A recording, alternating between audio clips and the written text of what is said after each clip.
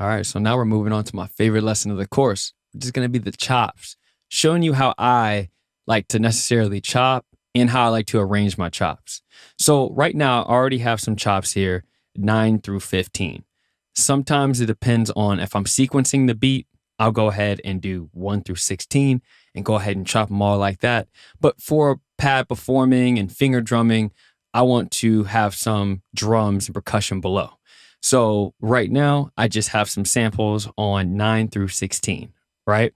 So typically, when anybody chops, they kind of chop on the 1. It's going to sound like.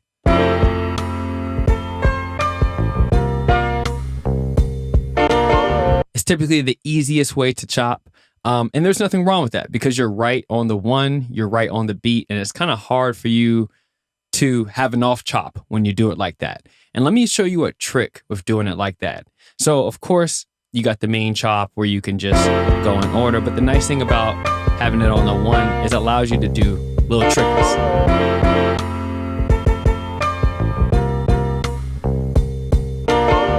So still basic on the arrangement part of things, but I like to be outside the box a little bit. So with 9 through 16, I kind of like to go through all these individual chops and see what variations I can make out of them. Because everything is chopped right on the 1, there's a couple cheat codes I can teach you right now.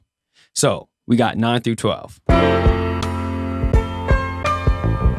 And then we have 13 through 16. Both of those, 1 bar, 2 bar. Now, what we can easily do is mix those 2 bars together because they're both on the 1, okay? So for instance, I'm gonna go 9, 14, 11, 16.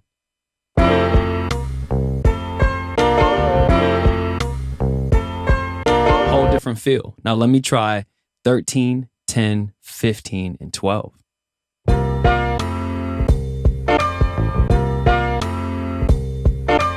Not too much of a fan of that one, but that's the power in trying out the different arrangements and chops, right? So let me try 9, 11, 10, 13, 15, 14.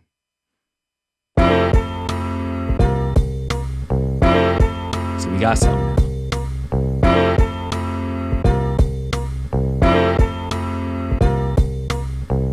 So the main thing about the chops is it's not really about how you chop it, but how you arrange those chops. So typically for me, I do like to keep my chops on a 1 shot. I'm not too much of a fan of the note on. Back in the MPC 2000 days, that was my best friend. But for this, I do like to let the samples play out. But because of that, I like to arrange the samples in a certain way that it's not just your regular 1, 2, 3, 4. I'm going to mix this up in different variations. So.